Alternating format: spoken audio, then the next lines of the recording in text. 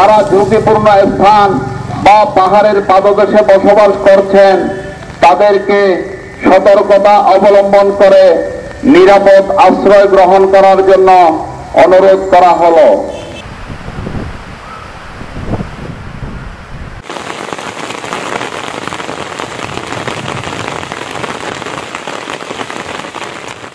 সকালবেলা বান্দরবন থেকে আবার সময় দেখি ফারুকপুরা যাবো, লাইপাড়া 4 মাইল নামতুতে ব্রিজটা দেখি ডাইবে গেছে।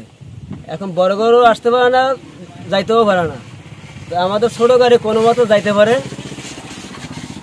এখন হ্যাঁ রিক্স, এখন যদি একটু বেশি মনে করেন একটা লোড গাড়ি যায় তা মনে করেন ব্রিজ ভেঙে দেবে গিয়া। ব্রিজটা ভাঙার কারণে মানে যানবাহনের একটু ক্ষতি হচ্ছে, মানে মানুষের আসায় একটু প্রবলেম দেখা যাচ্ছে আর কি। যদি অতি শীঘ্র যদি প্রশাসন যদি এটা যদি একটু দেখে তাহলে মানুষের জন্য একটু সুবিধা হবে আর কি। না হলে তো পুরো ভেঙে গেলে তো একদম বন্ধ হয়ে যাবে।